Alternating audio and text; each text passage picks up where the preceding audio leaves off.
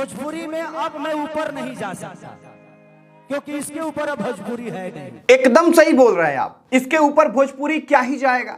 जब भोजपुरी के नंबर 1 और नंबर 2 के रैंक पे रहने वाले लोग भी पुराने गाने को कॉपी करेंगे, कोई नया क्रिएटिविटी नहीं लेके आएंगे भोजपुरी में, तो फिर भोजपुरी आगे कैसे बढ़ेगा।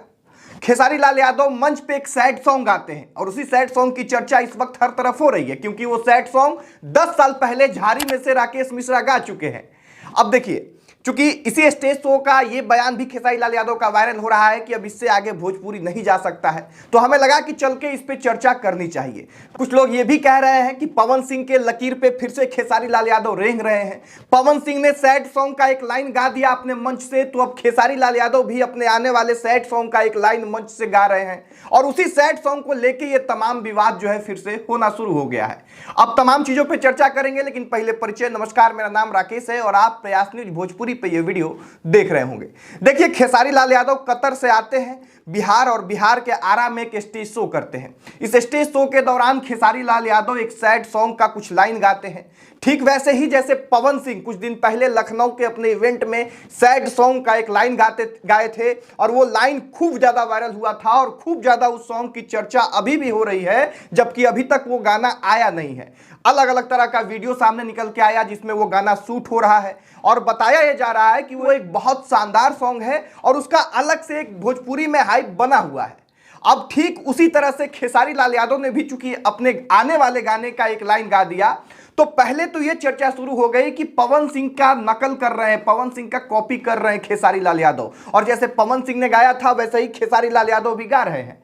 कुछ समय के बाद जब उस गाने की छानबीन शुरू हुई, तब पता चला कि आज से 10 साल पहले राकेश मिश्रा ने तो ये गाना ही गा दिया था। अब देखिए, अभी तक चूंकि खेसारी लाल यादव का पूरा गाना नहीं आया है, तो हूबहू वही राकेश मिश्रा वाला गाना है या फिर उसमें कुछ चेंज किया गया है, इस पे तो हम बात नहीं कर सकते हैं। लेकिन हाँ, जो लाइन खेसारी लाल यादव ने गाया है वही लाइन राकेश मिश्रा वाले गाने में भी सुनने को मिल रहा था। अब देखिए, इसके बाद से आरोप लगना शुरू हो गया है। खेसारी लाल यादव पे तमाम तरह के आरोप लग रहे हैं कि खेसारी लाल यादव जो है अपने आदतों से बाज नहीं आ रहे हैं, वो गाना चोरी करके गा दे रहे हैं। खेसारी लाल यादव के फैंस भी शिकायत कर रहे हैं कि खेसारी लाल यादव के आसपास के लोग जो है वो उनसे इस तरह के गाना को जो है गवा देते हैं, जिससे खेसारी लाल यादव के स्टारडम में जो है कमी आती है, उनकी बेइज्जती होती है।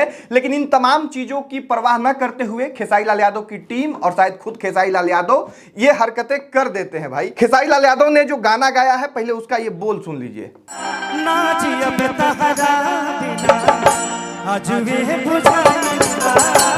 अब देखिए, विडंबना यह है कि खेसारी लाल यादव जब ये गाना का बोल स्टेज पे गा रहे थे, गुनगुनाना शुरू कर रहे थे, तो वो कह रहे थे कि भाई इसको वायरल मत कर दीजिएगा। ऐसा लग रहा था कि खेसारी लाल यादव को पता ही नहीं है कि पहले ये गाना वायरल हो चुका है। 10 साल पुराना गाना है। हाल फिलहाल में कोई किन्नर ने स्टेज पे भी ये गाना गाया था, जिससे ये गाने का बोल जो है वायरल हुआ था। फिर भी खेसारी लाल यादव इन तमाम चीजों से बेखबर होके स्टेज पे ये कहते हुए गाना का लाइन गुनगुनाते हैं कि इसको वायरल मत कर दीजिएगा, इसको अभी रिलीज करना बाकी है। डर लगता रिलीज नहीं किया भाई, देखा लो भाई, रिलीज नहीं किया भाई। अब खेसारी लाल यादव की इन बातों को सुन के लगता है कि शायद खेसारी लाल यादव को पता नहीं होगा, तो उनके आसपास के लोगों को यह बात समझना होगा कि भाई इस तरह का हरकत एक सुपरस्टार से करवाने से सुपरस्टार का स्टारडम कम होता है। और अब वो 10 साल पुराना राकेश मिश्रा के गाने का ये लाइन सुन लीजिए, जो खेसारी लाल यादव के इस लाइन से मिलता जुलता है। सुनिएगा। ना जियम उनका बिना आजे बुझाइल बा। अब ये आप लोग डिसाइड कीजिए कि ये गाना चोरी का है कि कॉपी किया हुआ है कि क्या है।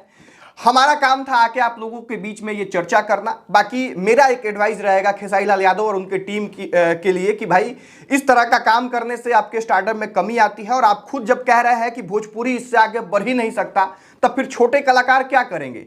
अभी आपके पास मौका है, आप नंबर 1 नंबर 2 के कलाकारों में से एक हैं, तो आप भोजपुरी को बहुत आगे लेके जा सकते हैं। आप नया नया काम लेके आ सकते हैं, नया नया क्रिएटिविटी लेके आ सकते हैं, नया नया जो है कलाकारी को दिखा सकते हैं। अगर आप ही शीर्ष पे जाके और कह दीजिएगा कि अब यहाँ से आगे का तो कोई रास्ता ही नहीं है, तो पीछे वाले लोग तो डिमोटिवेट हो जाएंगे।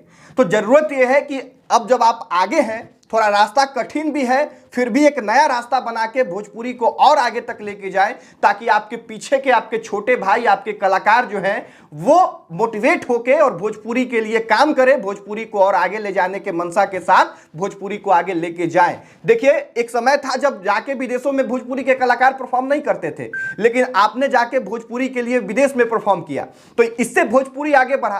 कल होके अगर आप आओ जाके अमेरिका में परफॉर्म कीजिएगा तो भोजपुरी और आगे बढ़ेगा। तो आपका ये स्टेटमेंट कि भोजपुरी इससे ज्यादा बढ़ ही नहीं सकता, ये मुझे कहीं ना कहीं गलत लगा। और अगर आप लोग चाहें, अगर आप लोग नए नए चीजों को आगे लेके आए, गाना को कॉपी न करते हुए कोई नया गाना लेके आए, तो भोजपुरी जरूर आगे बढ़ेगा।